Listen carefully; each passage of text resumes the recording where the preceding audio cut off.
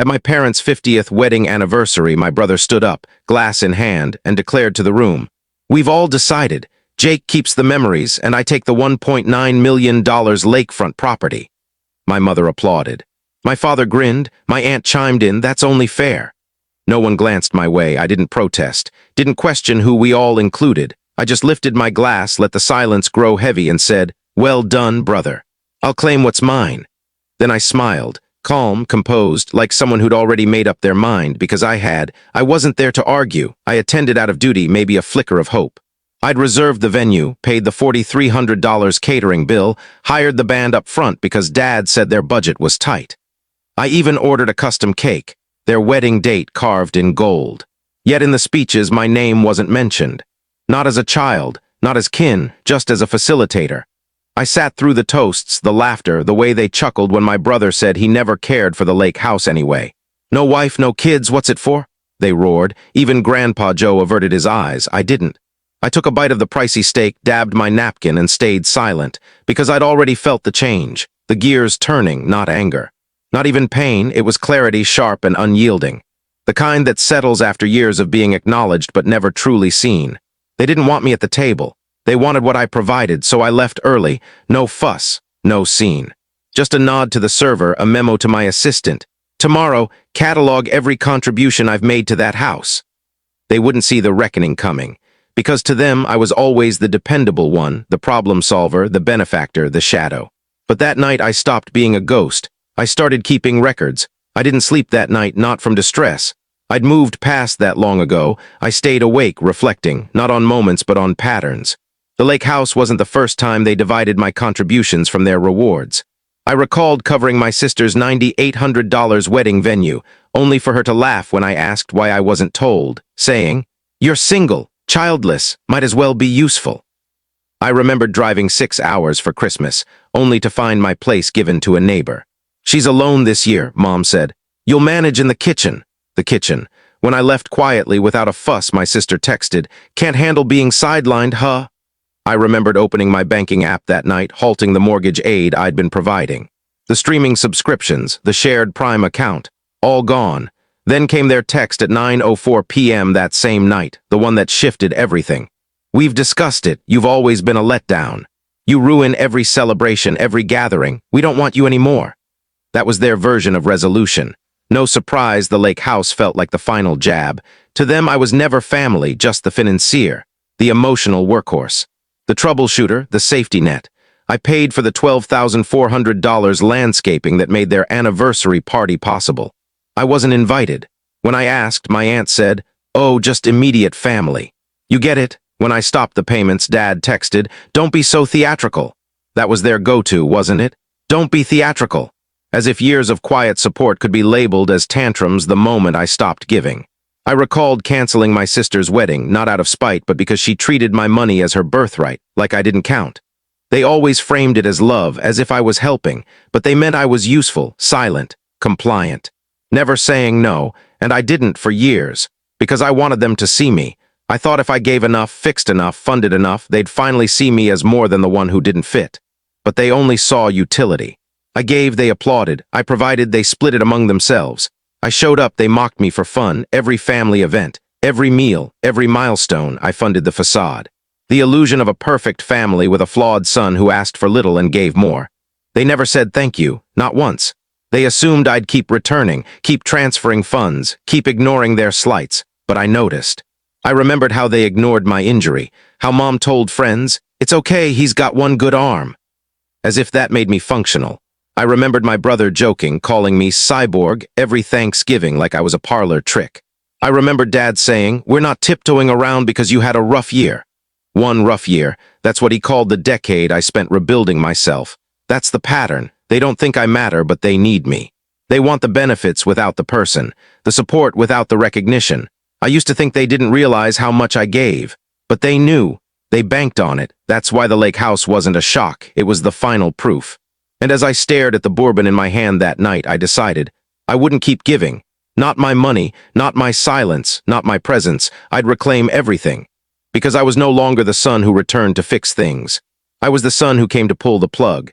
The morning after the lake house announcement, I didn't cause a scene. I made a checklist, room by room, item by item, not out of malice, out of necessity, out of precision. Everything I'd purchased, installed, or maintained, it was mine again. By 9 a.m., I was at the house. My brother answered the door in sweatpants, holding a smoothie. He didn't speak. Just stood there like someone who sensed the tide had shifted, exposing the mess beneath. First, the easy stuff, the smart lock, mine, removed in minutes. The surround sound and 65-inch TV I got for Dad's cinematic dream. Packed up, the Wi-Fi system I set up when Mom's video calls kept dropping, deactivated, the lighting app, the kitchen's smart faucet, the security camera's cloud access, all gone. By noon, the house felt foreign, not because I destroyed anything, but because I dismantled the systems they didn't even know I'd been upholding. I wasn't cruel. I was methodical. The thermostat lost its app. The fridge's screen went blank. The generator's monitor, offline. Then the finances, I accessed the mortgage account, removed my cosigner status, flagged it for review. I knew they wouldn't qualify without me, not after the refinance I'd facilitated. Then the phone plan, all 5 lines under my name. I transferred ownership. If they didn't accept within 72 hours, the lines would die. I logged into the streaming services, canceled them all. Netflix, Hulu, Max, Prime. Even the shared password vault. Gone. Their deliveries stopped. Their autofill failed. Their TV showed static. My brother finally spoke around 2 p.m. "This is insane." I didn't reply, just unplugged the router and left. Next, their business accounts. My parents' company had used my firm's systems for years. Cloud storage, secure emails, firewalls, licenses, all free courtesy of me. I opened the portal, marked their account as terminated. Clean, professional, final, left a note in the system. This service was provided free for 11 years. As of today, it's discontinued. Thank you, they didn't realize how much relied on me until it stopped. By 3:30 p.m., the clinic's receptionist messaged, "We're locked out, please fix it." I didn't respond. I forwarded it to a coworker, told him to charge premium rates. Then the real work began, the lake house. I never wanted it, but I'd funded half its upgrades, new dock, water system, guest cabin improvements. All from my accounts because I was helping. I gathered the receipts, marked every payment, then I called my attorney. He didn't flinch. "Reclaim or recover?" he asked. "Both," I said. He started drafting a claim, quietly, legally. No drama, just evidence. Then I returned to the house. The final pass, the dining table, $3,800, mine, taken, the patio furniture, bought with my card during a crisis, loaded up. The coffee machine I gifted 2 Christmases ago, the one Mom said made her feel valued, wrapped carefully, packed away. My brother tried to block the hall at one point. "You're not taking the floors, man." I just smiled and kept moving. Because I had the proof, literally. By evening, the house felt barren, still standing, just stripped of everything I'd built. Only one thing remained, the box. Old, wooden, hidden in a closet with faded photos and neglected keepsakes. I opened it. Inside, letters I'd written, notes, hospital wristbands, a wilted corsage from my sister's prom, a medal from when I had both hands on top, a crumpled drawing from when I was 7. "My family," it read, stick figures happy. They'd kept it despite everything. I stared at it for a long time, then I closed the box, left it on the table. The only thing I didn't take, because I didn't want memories, I wanted freedom. I drove home that night, and slept better than I had in years. No calls, no messages, no regrets, just quiet, and I finally understood. I hadn't broken the family, I'd just stepped out of the machine that kept it running. They didn't reach out immediately. Not the next day, not the day after. The silence lasted 4 days, but it wasn't calm, it was tension, like a dam ready to crack, and then it did. Day 5. 8:17 a.m., a group text from Mom, Dad, and my brother. "You're overreacting. This was a group choice. We thought you'd get it. It doesn't have to be final. Let's sort this out. You're acting like an outsider." I didn't reply. An hour later, Mom sent another. "I'm ashamed you're punishing us instead of talking. This isn't you. You're not cruel." That was their tone, not remorse, not accountability, just denial, fear, and blame. They weren't sorry. They were panicked. Because for the first time, I'd removed the safety net, the backup, the enabler. By noon, my voicemail was full. Dad left 2 messages, nearly identical. "Call me, don't do anything rash." Rash meant permanent. They knew I wasn't playing games anymore. By nightfall, it escalated. Aunt Renee posted a cryptic status online. "Some people discard kin over pride." Vague, not enough to name me, but everyone knew. Then came the real attack, the smear. It started with a text from my cousin Allie. "They're saying you're unraveling." Attached was a screenshot from the family chat I'd been removed from. My brother wrote, "He's been off lately. We should give him space. He's not stable." Then Mom, "This is what happens when you hold everything in. He's always been so distant." They weren't just seeking sympathy. They were rewriting the story. I wasn't calculated. I was collapsing. I wasn't drawing lines. I was a risk. And yet no one messaged to ask what really happened. They just clung to the old narrative, the quiet sibling, the odd one, the one they pitied, but I wasn't that person anymore. I was the storm they didn't expect. That night, a blocked number called. I almost ignored it. It was Melissa, my brother's girlfriend. Her voice trembled. "They're trying to erase you," she said. She'd overheard a discussion. My parents held a meeting, her exact word, where they crafted a timeline, painting me as erratic for years. Spinning the wedding cancellation, the accounts, the systems as signs of a breakdown. Not strategy, not intention. Instability. Melissa said even their old therapist was contacted. Mom asked if she'd noticed warning signs. That's when I knew they weren't trying to reconcile. They were trying to discredit me, to erase everything I'd done by labeling me unhinged. Then came the emails. 2 anonymous ones to my office. Vague claims. Concerns about my recent behavior. Hints of instability. I traced the IPs. One from their town's library, the other from a local ISB. I didn't need more proof. They were desperate, and desperate people get sloppy, but I didn't engage, not with the texts, the posts, the calls. I let the silence speak. Because I knew what was coming, confrontation. And sure enough, Sunday afternoon they appeared, Mom, Dad. My brother at my door like it was a holiday visit.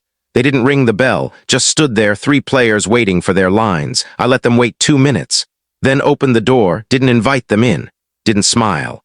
Just said, "You've got 5 minutes."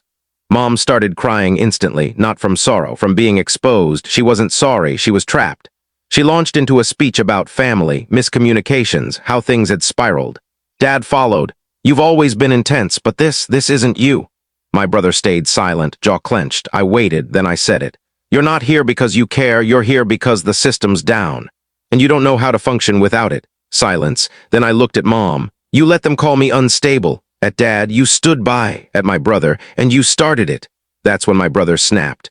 "You're throwing away your family for what? Ego?" I almost laughed. "No, I'm throwing you out for survival."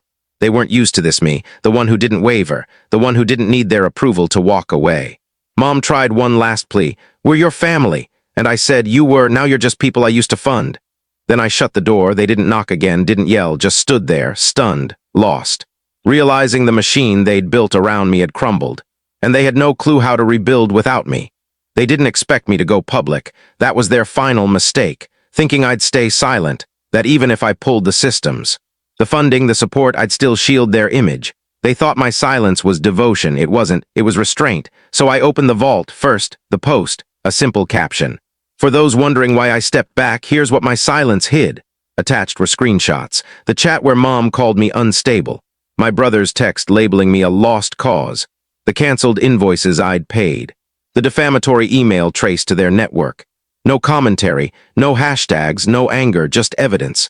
Within an hour, the post had over 300 shares. Friends, colleagues, distant relatives. Then I uploaded the second file. The video, doorbell footage.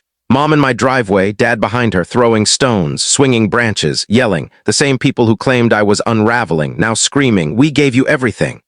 I blurred faces, not out of obligation, but to keep the focus on truth, not revenge. Then the final upload, a PDF, titled Records. It contained bank statements showing my payments for their mortgage, subscriptions, weddings, tuition. Emails with my signature approving home upgrades, trips, business systems. Legal documents proving I'd removed myself from their debts. No edits, no spin, just reality. Then I closed my laptop, didn't check the comments. Didn't wait for reactions. Because the truth wasn't for them. It was for the people they tried to deceive. By evening, my inbox was flooded. Old friends, coworkers, a few cousins. One message stood out from my cousin Ellie. "You didn't break the family. You exposed it." Another from my uncle's clinic assistant. "So you were the one holding it together. We didn't know. They always called you the tech guy. We're sorry." That hit differently, because that was their narrative. I was the broken one. The helper, the sad one who needed purpose. Now, they knew I was the foundation, and when I stepped away, it all fell apart. No drama, no vengeance, just justice.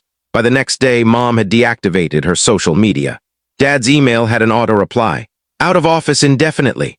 My brother went silent online, erased old posts, set his profile to private. It wasn't guilt, it was exposure. They couldn't spin it anymore, not with the records public. That's when the balance shifted. They didn't just lose a son, they lost the story they told about him. They requested a meeting. One final time, no group text, no pressure, just a brief email from Dad.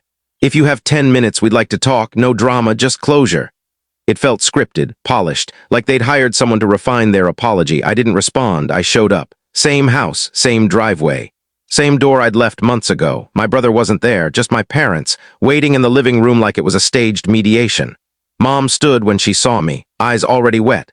Dad stayed seated. "Thank you for coming," she said like we were strangers closing a deal. I didn't speak. Just nodded and sat across from them. The room was too perfect, too arranged. The fireplace glowed despite the summer heat. The coffee table had 2 mugs, one labeled Best Son Ever. Mom slid it toward me like it could reset everything. I didn't touch it. Dad cleared his throat, then began. "We've reflected a lot on what happened, on what we said. We want to be clear, we didn't mean to make you feel excluded." It sounded like he was avoiding a lawsuit, not an apology, just careful damage control. Mom jumped in. "You've always been so strong, so capable. We didn't see how much you were carrying.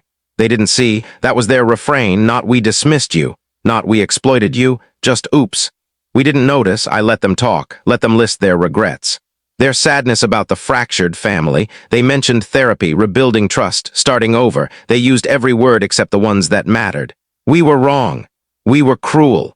We treated you like a tool, not a son." Finally, Dad said, "We miss you."